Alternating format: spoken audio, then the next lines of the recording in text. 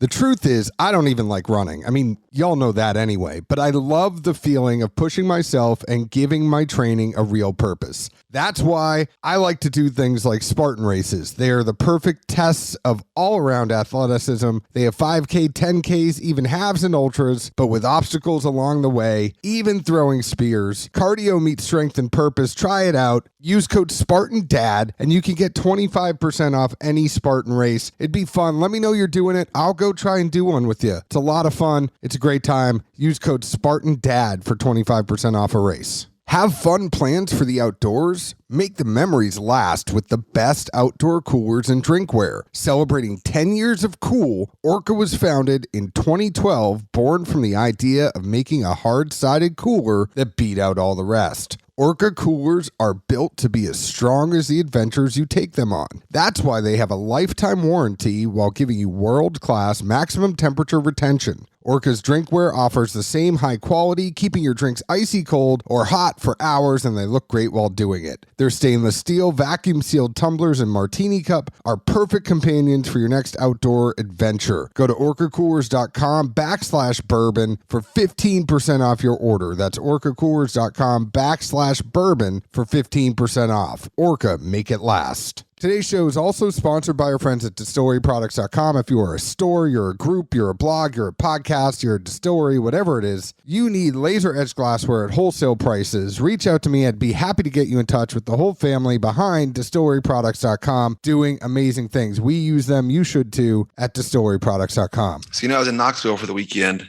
and I don't use, social media too much on like my personal accounts, but occasionally. So the buddy I'm rooming with points out that he's like, is that a Hellman's mayonnaise packet in the air vent? I'm like, what in the hell is this kid talking about? So I look later and sure enough it is. So I'm going to take a picture because I don't keep up with social trends. I don't know what's really going on. Like, is this some kind of prank thing? Is this what people are doing? Get a few various responses that are pretty funny. And I'll actually give kudos. I thought the best one came from your wife of all people. She says, you're in UT country. That's what they use for lube.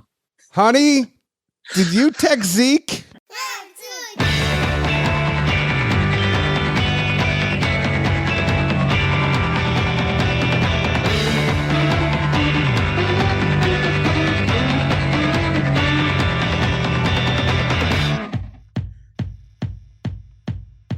Hello, everyone. My name is John Edwards. With me, as always, is Zeke Baker. And together, we make the Dad's Drinking Bourbon. Wherever you are, whatever time it is, thank you for making us a part of your day. I have just texted my wife and asked her, you told Zeke what? We'll see what she says. Welcome to Dad's Drinking Bourbon. How are you, my friend Zeke Baker? Alive and kicking. Well, we have a very special guest tonight. And for any of you that have heard the buzz about this distillery, the buzz about this release, our friend Brett Atlas from Bourbon and Banter came out of retirement. He came out of review retirement just to review this Ben Holladay Missouri Straight Bourbon Whiskey that this gentleman that is on with us tonight distills. And that's Kyle Merklein, Master Distiller at McCormick Distilling. If it's not confusing, they put out Ben Holladay Bourbon. It is McCormick Distilling, like the Grill Mates. Welcome to Dad's Drinking Bourbon. Thanks. Yeah, that was honestly the best introduction, I think, of any podcast I've done so far. So with this whole media blitz, by far and away the best intro on that. I feel terrible. Thank you for that. I feel terrible because I know Noelle has been trying to get you on with us forever. This has kind of been a crazy summer for a whole host of family reasons for both Zeke and I. And so I just want to say apologies for the delay. Sometimes good things are worth the wait. So you got it in the intro and we're happy to have you. Thanks. It's good things are worth the wait. And the, Ben Holladay Bourbon is waited 6 years. So, I'm good at waiting. I can wait around for a little bit of time. There's so much I want to talk to you about with this whiskey and with not only, I want to talk about you and how you got here, but the whiskey itself, yes, it's bottled and bond, it's 100 proof, but it's 6 years old. Mm-hmm. You waited, you could have put out a 4-year and you release it. A craft distillery is putting it out at $60. I always kind of feel like when you're going $10 a year, nobody can really yell at you for anything. Yeah. Congratulations. Thank you. Yeah.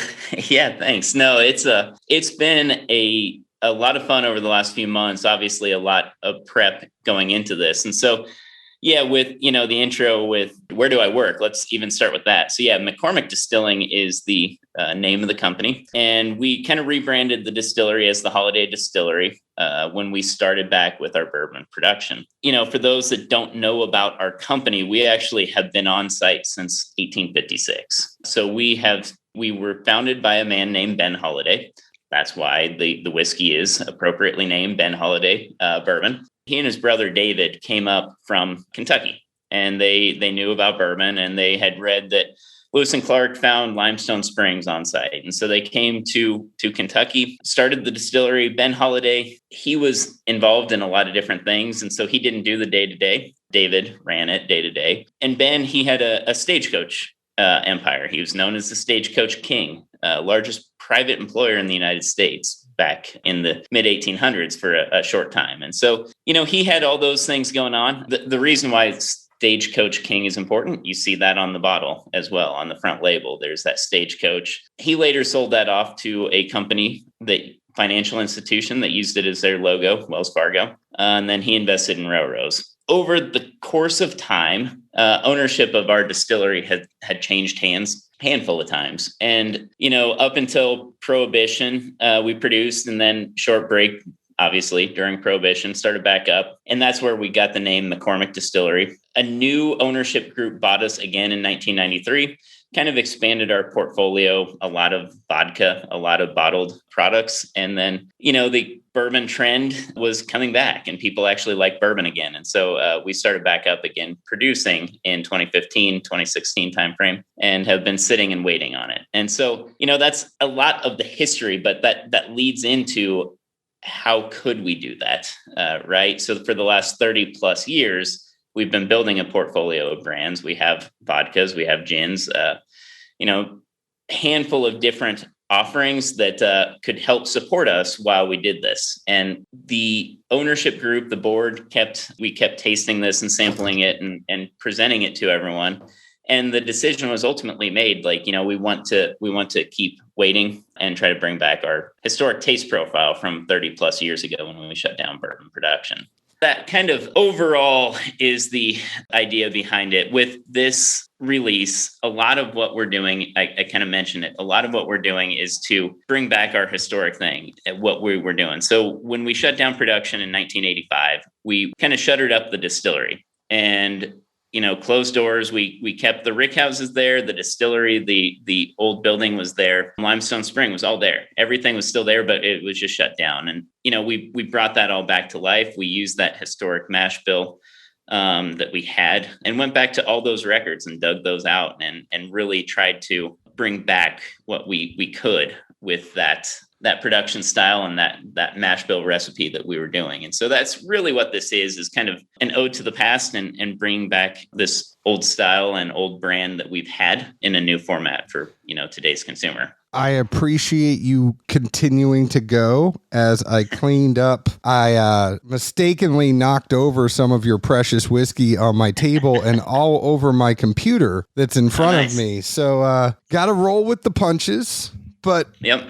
Going back to the very beginning, there's so much you said in there. I covered a lot. You did. Just everything real quick, the tour. It's over. Yep. We're good now. Taste the bourbon and go on your way. So you're like, this is going to be the quickest podcast I've ever done. I just gave the whole story. No follow-ups. We're good. No. I love these stories about old brands. Like, you wouldn't even know it, but here in Nashville, what Bellmead, which is now Nelson Brothers, he owned what eventually became Maxwell House Coffee at the same time that he started Nelson's Greenbrier Distillery. And it's like, you look at Ben Holladay, it's like all the stuff. I mean, you didn't even mention the fact that everything turned into Pony Express and all the other, like all these brands that we know as big brands. Yes, there's the Wells Fargo thing, but I don't think Ben Holladay would have appreciated them opening up extra accounts for their customers, but he would have appreciated the fact that they're using the Stagecoach as their logo. Yeah. He really is a fascinating character, and it's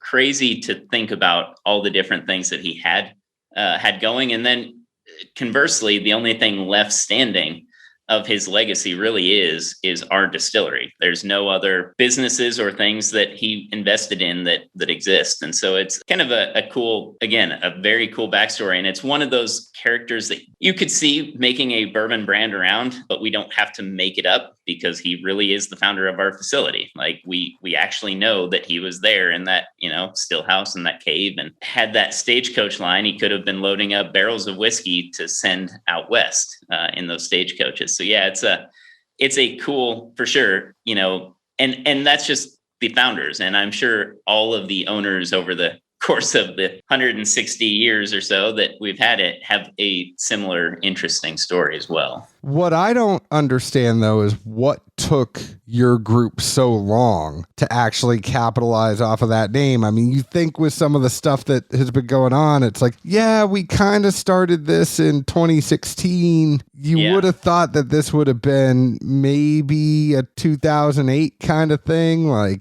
Yeah, that's a good point. I selfishly will counter that if they hadn't taken so long, it probably would not have worked out for me to be at the company. So I'm glad they waited until the point that they did. So that is a great segue. It's like you've done this before. So tell us a little bit about your story and how you got into distilling, and then how your paths merged with McCormick Distilling to get you there. My background, I grew up on a farm in small town Northwest Kansas with, typical farm life. And I didn't drink, believe it or not. And I didn't drink in high school. I wasn't one of the kids that went out to a party. I was, I guess studying math and science. I don't know, doing something lame. Went to college, and my dad said, "Hey, don't come back and take over the farm. I'm tired of relying on weather. Like, this sucks. It'd be nice to have an income. So you should go do something where you can have an income." So I went to K-State, Kansas State University, went for engineering. Growing up on a farm, being a math person, I don't talk to people. I don't like talking to people. So here I am talking on podcasts and interviews. But I thought engineering, that's good. I can do that. I like math and science. So went to biological and agricultural engineering, which is kind of working with grains. And that kind of kept me in the ag industry. Went and made biodiesel right after I graduated, and that was boring. So I went back, got a master's, focused with the research was on fermentation engineering, master's in biological and agricultural engineering as well. So went and did that. After I did that, went and worked and made neutral spirits. And then at that point, timing was right. So the job came open with, producing bourbon, and it's, 20 minutes from my house, and apply and, went from there. So it was obviously I had to have the technical background, and that's what I focused in on and learned from. And then the rest really is luck. The fact that they didn't capitalize on Ben Holladay in 2008 and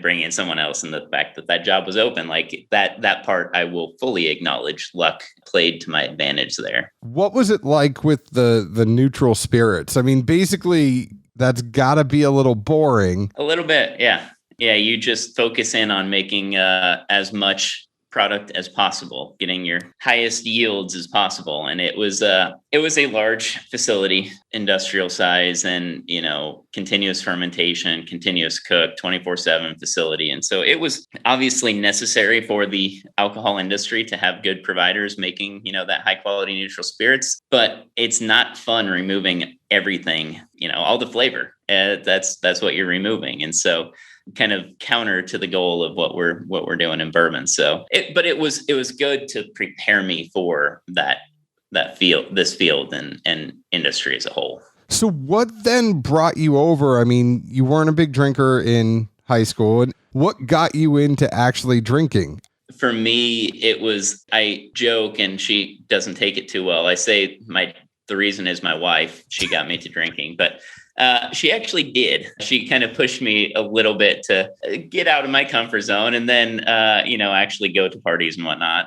But then really actually coming home, meeting her dad, and he drank bourbon. And so I started drinking the bourbon, and it's like, yeah, I actually really like this stuff. And then he would buy different things. And this was back when you could actually buy different things, and you could find everything in small town Kansas even. Right. And so he would just pick up a few bottles, and we'd come back and visit and try different ones. And it just kind of escalated from there and had Christmas parties where we'd have the bottle share or whatever. And so it just kind of went from there. And so really that's kind of the introduction. And so for me, I think like a lot of people, I really appreciated the craft and the additional work that went into bourbon and how each one could be slightly different. And you could notice the differences in the different brands or even within the same brand and the different, offerings. And then you just go down the rabbit hole like you do in bourbon and it just goes from there. So I think that's really what got me to it.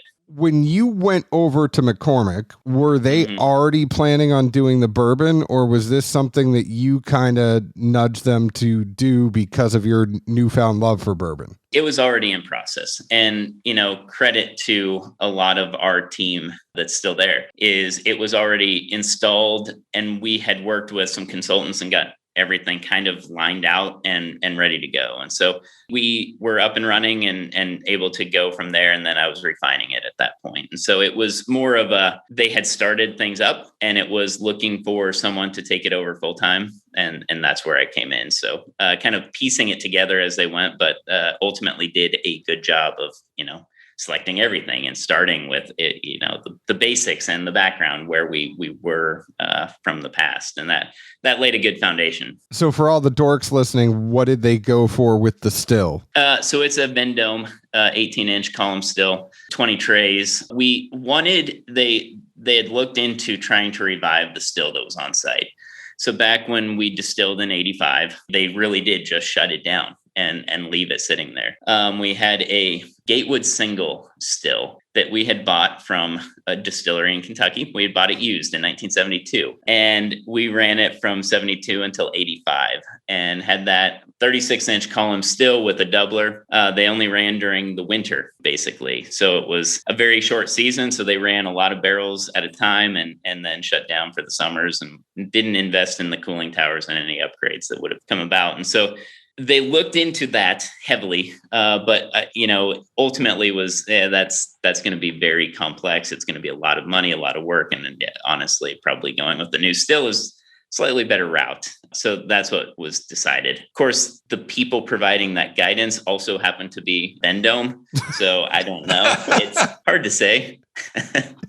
Yeah, was the old one still there? It was still there, and we've used it around the facility for decoration. So in our event center, when we built that, it's now lining the front of the bar. And so you can walk up to the bar and it's the still is there. We made some beer coolers out of it, and we've placed a few segments, around the distillery that have not been adulterated. When you come into the lane, the doubler is there marking it. And so it's got the Holladay logo on it. So yeah, it's still around. It's still hanging out. Cool piece of our history of really Kentucky as well. So it's there, but it's not really there, Zeke. It's like they can't use it. We can't use it. No, yeah, I got you. No, that's where I was getting at. Like if you get real bored one day and just a side project, I'm gonna see if I can bring this thing back. Yeah, I wish. No, it's no longer usable. So and without the cooling towers, they only ran it on days that it snowed. And yeah.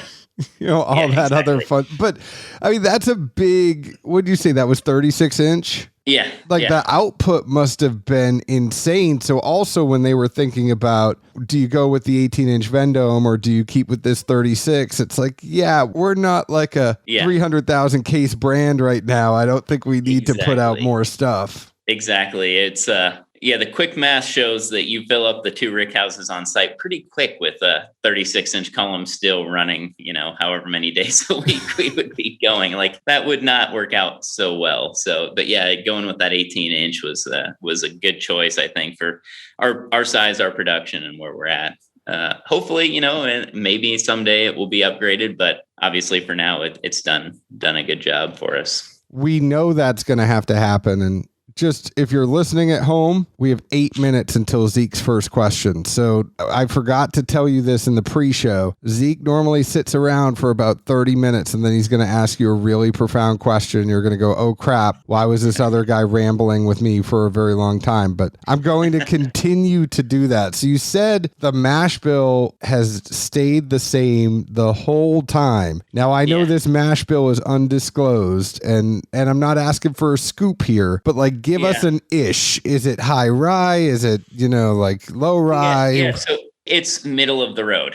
How about that? It probably would have been considered high rye back in the day, but now obviously people are drinking the 40+% ryes in their bourbon. So it's nowhere near that. Honestly, I'll tell you this: 15% rye. So that's where we're lining out. And if you want the full one, we're not really undisclosed. You can come on. Anyone who's listening to this can come on a tour, and I'm pretty sure the tour guides say it. So you can come visit and you'll hear it on site. Yeah, 15% rye is what we're using in this. And so that's really going back the historic one and going back to Ben Holladay's ledgers. I haven't dug through those as much as I did the TTB ledgers or documentation from the last, from 1940 to 1980s. And so that's what I was basing a lot of what I was doing off of, is that the information that they used in all their recordings and the logs from back in the day. You almost have your log, and we were talking about this again before we started recording. I love, there's this distiller's journal on the holladaybourbon.com, and it's your kind of ramblings. It's like, this is what I was doing and the one that we have right here, we have batch 1 of this Holladay bourbon. Yep. You look through here and you go, okay, it's warehouse C. I used 100 barrels. 21% of the barrels were from floor 1 and 79% were from floor 5. You have 7 floors in total. So this was a higher one, but not too high. All the notes, I'm not even going to, because we have you here, but all of your notes about what you played around with, the loss that was in,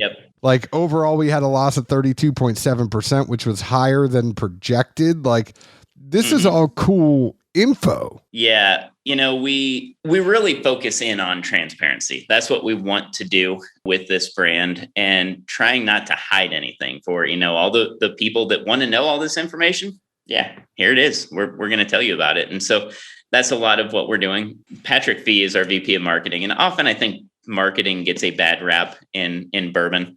There's probably a reason for it, but I like Patrick, and I hope he doesn't hear me say that. Otherwise, I'll never hear the end of it. But he actually is a bourbon consumer as well. And so the two of us, we're deep into bourbon. We're looking at all of these things, and we're sitting around talking in the marketing room. And it's just like, hey, what can we do? And how can we give information? And so it's, let's put out this distiller's journal, or can we put where the barrels are coming from on the website? Well, and then, that led into why the website, why not the label, why not the bottle itself? And so, we're really trying to give a lot of information to the consumer about what we're doing, and let you kind of geek out about all the things that we geek out on about.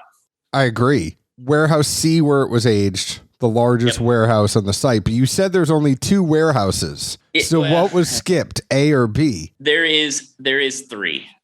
So I lied, but there's only 2 in my mind that I'm planning on using. So A warehouse is the oldest. It was built or started construction, I think, 1897. And it was a small rick house. It had total capacity, maybe about 500, 600 barrels. So relatively small, but about a decade ago, converted that over into executive office space, boardroom, kind of like entry area for, anytime we have visitors. So the first floor is, office space, and the top of that rick house still has ricks, and it still is bonded, and it's not climate controlled, but it's directly over, say, our president's head, his desk. It's directly over the boardroom. Very nervous about actually going in there and whacking barrels. And, not often do you have one get crooked or fall. Like, that's not really an often occurrence, but no, it's, in my mind, I'm not planning on using that unless they tell me to do otherwise. I got an idea for you, though. Just throwing it out there. So because that's the main building, you can kind of keep 10 barrels in there. And if you eventually do barrel picks, that can be like, because you have the old warehouse kind of vibe. And it's like, all right, we're going to roll 10 barrels in here. We'll keep 10 barrels in here. That shouldn't go through the floor, but you could do your barrel pick here. Yeah, that could work. We'll fill up the other rick houses, I think, though, still first. I don't know. It's a little nerve-wracking. But no, yeah, so A, we went complete opposite order when we did this, I guess. A is the oldest, and we're not using it currently. B is the next oldest. It was actually it had been shuttered for a while and the roof had leaked. And so we actually needed to do a little bit more work in there. So we started then filling up C warehouse to begin with when we first started going back into them. So C is what we'll be coming from first. And that's where, a lot of the first handful of releases will be coming from, first few years probably. And so that's the one that we are currently using. So yeah, C warehouse, largest one, newest one, built in the 40s, I believe. I'm looking at this right now. These are traditional wooden rick houses. There is a great stone building that I think is probably where your still is held. Yep. But these are, when you look at them, it's exactly what you would look at when you go to Bardstown and you're seeing the 7th floor ricks there. I mean, it looks, these are even white with all the black mold on the side of them like you would expect them to look. So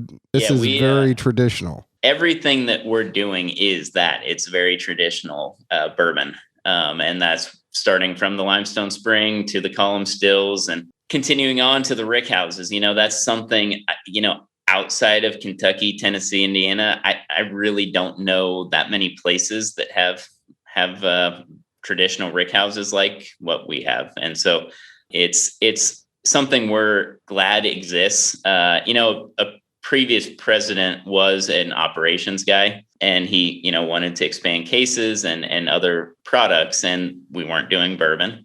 And so he thought, well, maybe we should tear those down. That's insurance costs a lot of money on those buildings, like fire risk, let's just tear those down. So glad that didn't happen, because it's worked out to our advantage to have those back on the facility. That would have been a pain to keep, to get them back. I mean, what's it? Yeah. I think it's like $5 million for each one of those buildings or something crazy. Yeah, it's not cheap, especially with lumber prices being as volatile as they have been recently. Yeah, we always are checking on quotes of things, and it's like, oh yeah, it's whatever the number is now. Oh no, that's doubled now. So just steel is more economical than lumber at this moment in time. It was just weird for a while, but yeah, not cheap at all.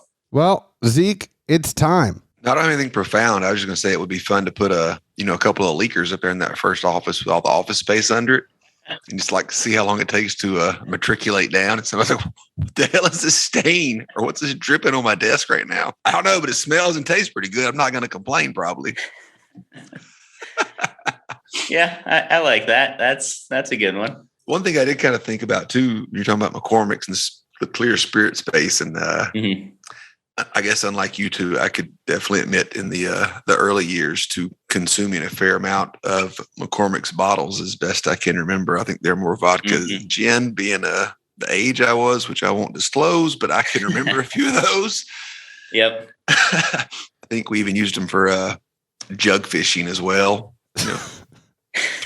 3-line little trot, trying to get some catfish late at night, but something I didn't think of, and I guess it would be before your time, but I kind of thought back and wondered, did anyone ever, consider the path of Seagrams as far as hey, we used to make non-clear spirits, and that used to be a big part of the portfolio, but you mentioned 85, back in the 70s, people weren't drinking it. Did they ever get close to just being all right, let's just sell off all of this portion because we don't know or think it's ever going to come back, and we need to make sure our revenue stream is solid?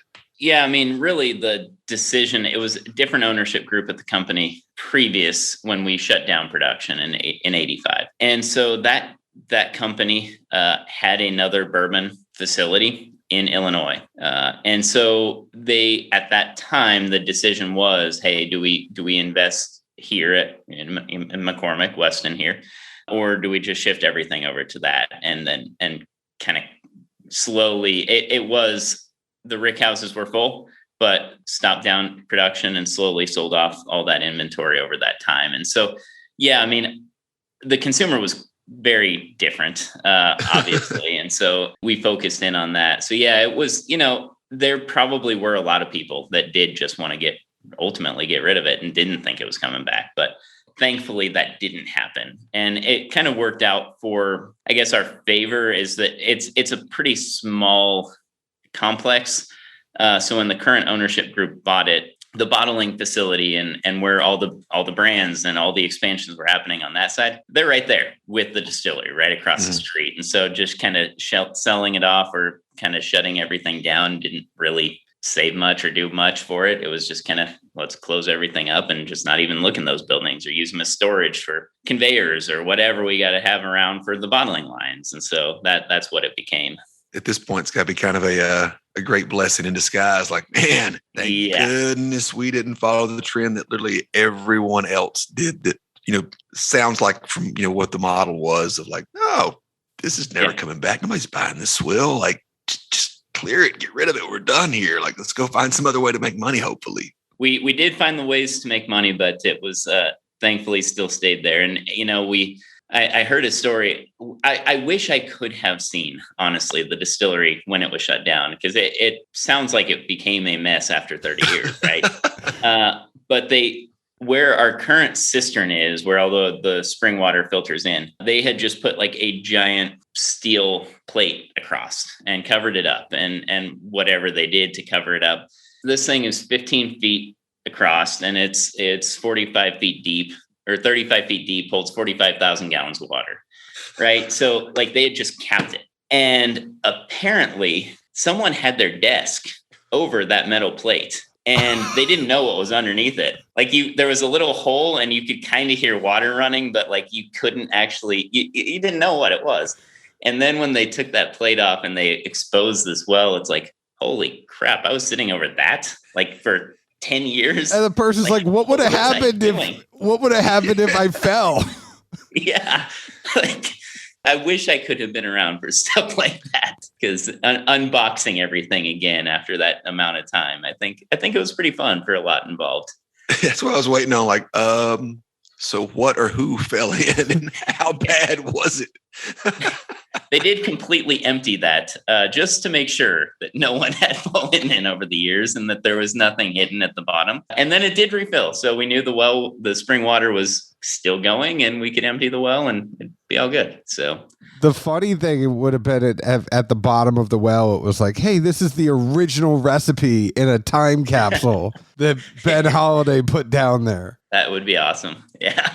Let's talk about this whiskey for a second. And Zeke, we could go back to other questions, but I am dying. I've had this. I spilled some of it. I refilled it. I'm ready to drink some of this whiskey and this Missouri Straight bourbon whiskey. It's bottled in Bond. It's 6 years old, 100 proof, all that good, fun stuff that you know about a bottled in Bond whiskey. I have to say, this nose is awesome, though. It's sweet, but it's almost like, to me, it's a lot of like cookies to it. I'm just getting, like, as a fat kid, it goes to stuff that it's like cinnamon cookies with some caramel in there. I would take a huge bite out of this nose. I'm not being overly gracious on this. I am being a fat kid. Like, this smells really good. I don't know what you think, Zeke. I just went straight taste on this one. Of course. I'm like talking all about the nose and you're like, yeah, I skipped it. Man, I've been kind of lazy lately. I don't know. It happens sometimes. Plus, so I'm literally being also lazy and I guess what I would call frugal, but I'm writing all my notes in the back of an envelope and there's only so much space on one side. So I was like, all right, how much room do I really have to put down everything I'm probably going to think of with the ADD brain? So I'm like, let's just go tasting notes and random questions. Now, it's not being lazy, because that's making the guest sound like you don't give a shit. It is more Zeke has been challenging himself in different ways. And so there was a while where he was really relying on his nose more. And then I feel like he felt like he got too reliant on his nose and he's now trying to overcorrect the process, just so you don't think he's half-assing it. Oh, no, I don't think that.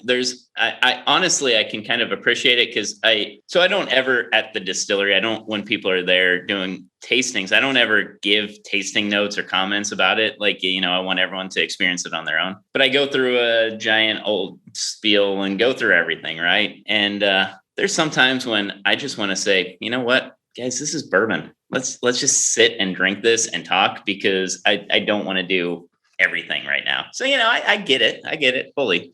Go to the taste. If you're not feeling the nosing, by all means. Well, Zeke, what did you think about this when you tasted it? Man, these notes are almost hard to follow, literally.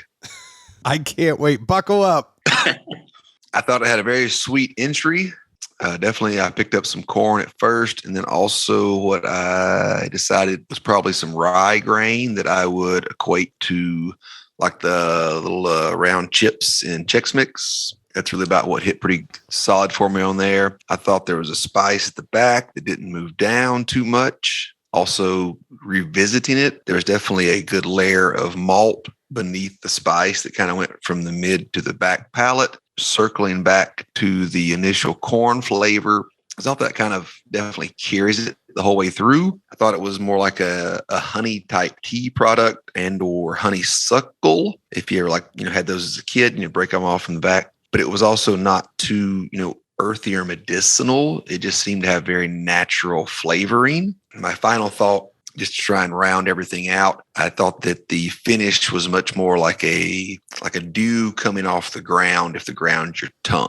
Like the finish didn't stick in the back, it didn't burn, it didn't resonate, it stayed in the palate. To me, personally, is a good thing. Some folks want that like hug or back of the tongue. So it's the finish, it's in the back. That's what it's got to be. Like, no, everything stayed super concentrated on the tongue and the palate. And again, I appreciate it. Some folks, I guess, think textbook wise it's not supposed to. Who knows? For me, it's not even just I the didn't do tongue. good with textbooks. Yeah, we know you didn't do good with the textbooks. For me, it's not like the tongue as much as it is the roof of my mouth. It's still in the front. It's still not going down my neck, but it's like rising. And I think it's for 15% rye, there is a good little note of pine in there, and you get that little kick of the spice as well. So, I mean, it's like, wow, for 15% rye, I'm actually noticing that it's in there. But to boil down everything you said to something that is a little simpler, because we know I'm a simpler guy than you, and it's a very complex bourbon for, the price. The funny thing is I say craft distillery, but you look at the video, like you guys are not operating like a craft distillery. And when I think of craft distillery, I mean, even to the warehousing, and I know you would be considered craft because of the volume, but the operation is not craft.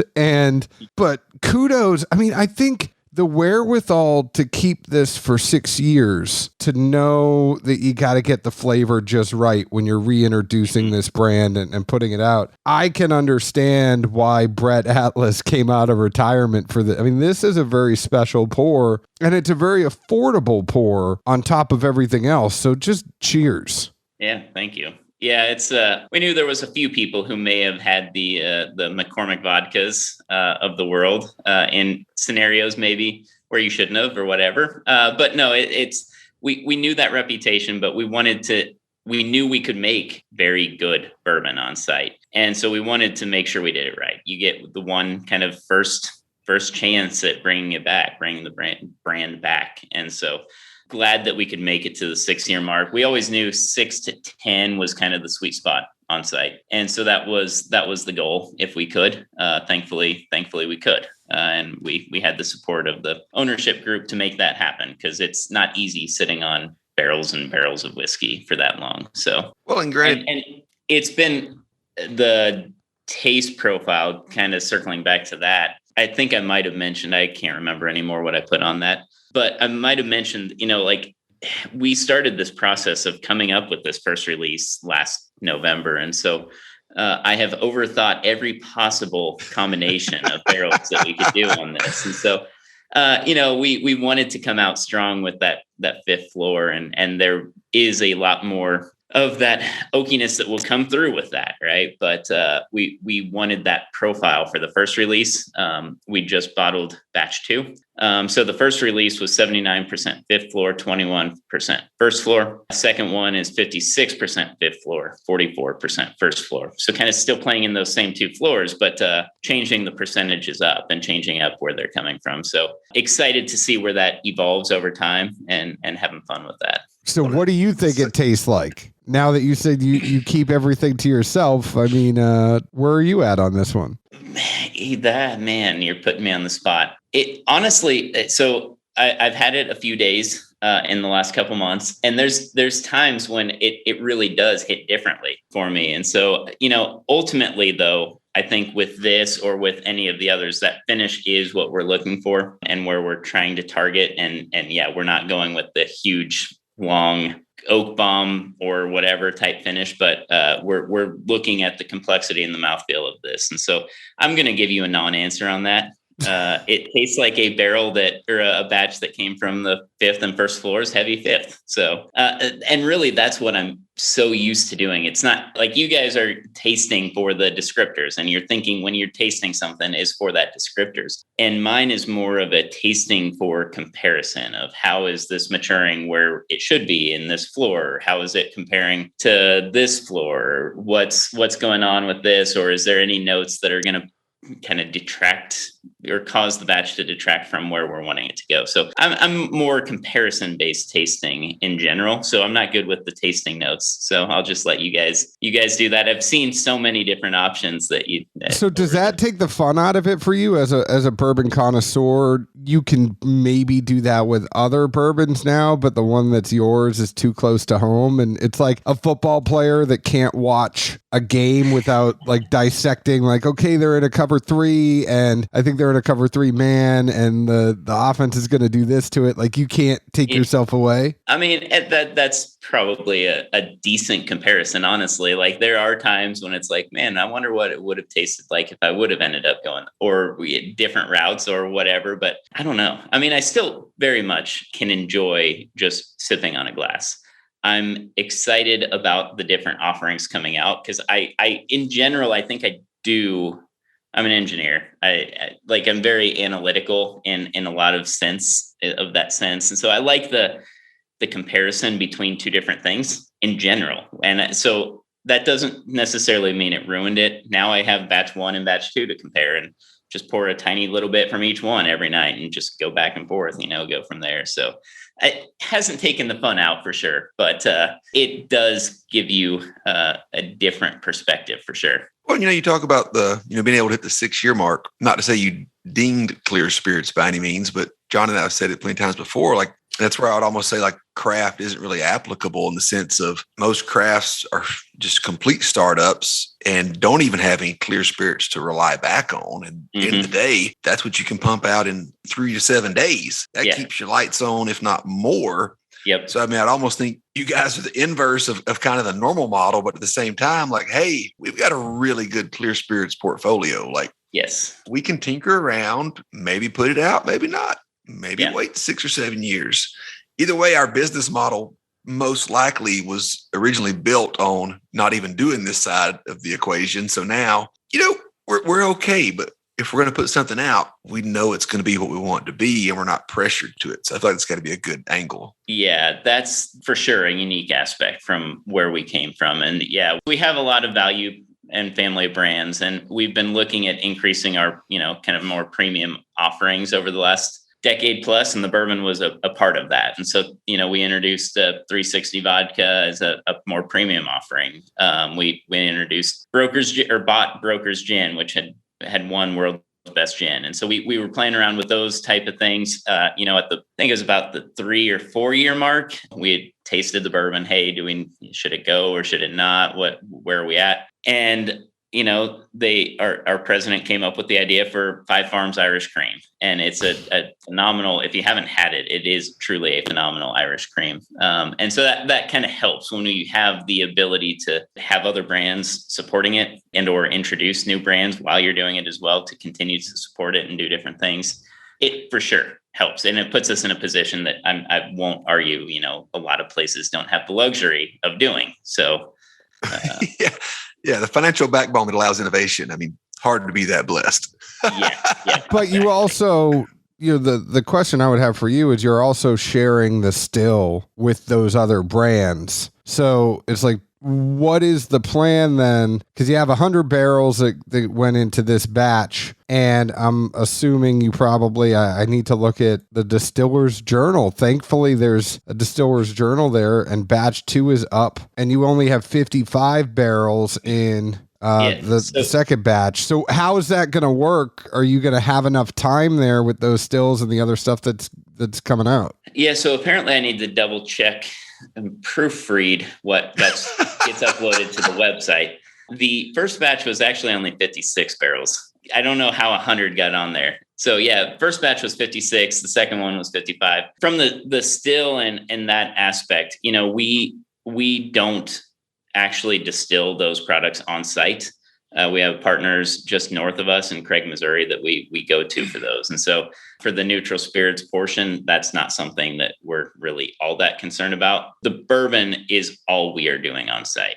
That was made clear of this still is just for bourbon. And that's all we do. And so that's kind of where it will go and where it will continue to go. Long-term planning, we'll figure out different releases. This has been Holladay. It's using that rye as the secondary grain. We'll have a more widespread release maybe next year if it's ready for a wheated mash bill.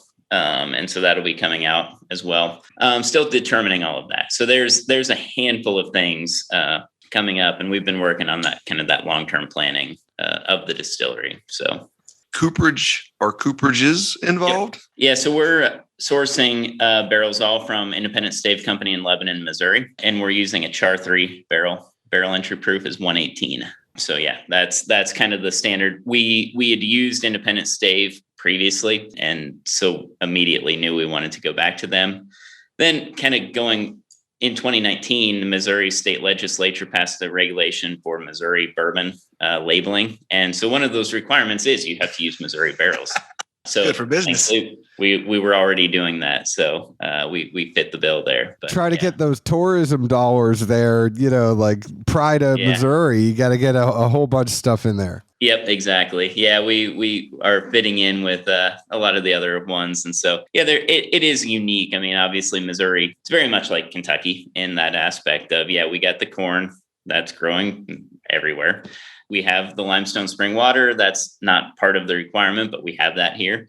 We have the climate that is favorable to bourbon. And then we have white oak that's grown here that's used in bourbon barrels and made here. And so, yeah, there's a lot of similarities between Missouri and Kentucky or wherever that you wouldn't typically expect, but they are there. So yes, it was meant to kind of bring that tourism piece out. The only other thing I had, maybe I guess from an engineering or like nerdy aspect, if you want to call it that, you threw out climate control kind of subtly. Any particular thoughts on if that's better or worse than a good old Mother Nature? I won't say better or worse. It's definitely obviously cheaper if we're not using the climate control. And I'll point out a couple things with this question is, so, in general, our rick houses are actually smaller than Kentucky or Tennessee. They're in terms of barrel storage. So they're the same height, 7 stories, but they hold, a fraction. I've seen what are some of the rick houses, 40,000 barrels or whatever. We're at 10,000, 12,000. And so it's a quarter of the overall footprint. And when you think about it like that, your kind of ratio or your surface area of the walls to the ratio of the barrels is higher for us. And also we have less thermal mass in that building. And so it doesn't stay as cold long, or the changes can influence the bourbon quicker than what you would have if you were having a barrel in the middle of a brick house that could hold 50,000 barrels. And so it's really just kind of a different structure overall. And so for us, it works. So no, it not necessarily a dig at anyone. Just kind of. No, I just throw out there for opinions. I mean, we've all got them. And it's definitely becoming more and more of a topic, because I feel like anyone that's just building a new rick house, I haven't heard of many places that are building new ricks, but not using climate control. Yeah. And I still kind of wonder, from if you use the science side of the background, we're like, well, where's the data? Where's the proof? What tells you this is the smart thing to do? Yeah, I would agree with that. Like there's especially for someone like us, where we're going from no climate control to, if you were to do that, like it would be climate, like that'd be a drastic change. And I would be hesitant to do that because, it's part of the aging is sometimes it goes into the dormancy period over the winter, and you're not getting extremely oaky, and that allows you to age it for 6 or 10 years or whatever the case may be. And so, you have the characteristics of each floor and of the rick houses that for us, if we did something like that, it just would be completely different. Wouldn't know how to do that. And so, yeah, there could be a difference, and it's not to say one thing or another, but if you aren't going from that and then suddenly throw it in, I would have a hard time knowing the quality of the bourbon, and we would struggle with that for sure. And that's thankfully, we're not doing that. And so we can put the floor information on the bottle and truly mean it. There is a difference between the floors, difference in climates, and it's just naturally occurring. And I kind of feel like if you're a Jim Beam or a Jack Daniels or a Wild Turkey or a Heaven Hill and you're mass producing your staples, yep. Okay, yeah, you want to keep a similar profile and your batches are thousands of barrels and you don't want it to be different, then great. But if you're putting out single barrels and you want nuances, you want there to be changes between them, I feel like that's when you got to say, okay, there's no way I could do a climate controlled rick for that. Yeah, I 100% agree. Yeah, that's completely on point for what my thought is as well. Well, I know we're going into the wee hours of the night, which we tend to do, and we record when the kids go to bed. But before we close out, you mentioned a weeded. The website mentioned you might do single barrels. What else y'all got up your sleeve over at the Holladay Distillery? Now that it's out, it's like, okay, now what do we do? Like, there's a lot of things that we could start rolling out. So, yeah, I'm hoping that we'll, and this is again a very small thing for local audience, mainly only in the Kansas City area to us, but maybe for each one of these batches we also have the uncut version of that, and just barrel proof that you can buy and compare the barrel proof and compare versus the bottled and bond one. The weeded will be a big portion. Single barrels and or store picks and or those type of things. That's a thought as well. And then ultimately 10-year variation of both this and the weeded. So a handful of different items coming up. It's one of those things that thankfully it's a great company to work for. We let the taste drive and dictate what we're going to do, and not, just some spreadsheet where it's like, okay, yeah, we could maximize profit if we did this or that. So we'll let the taste really determine what we're going to do. So I don't know, a lot of fun things, a lot of different trends in the bourbon world that we could follow, and we'll see what we do from there. Can you promise though, when you do other stuff, that you'll come back? Because I had for someone that doesn't like talking to people, you do a very good job at it, and you are welcome here at Dad's Drinking Bourbon anytime you want. Awesome. Thank you. Yeah. Anytime we have a new thing out, we can set something up for sure. Perfect.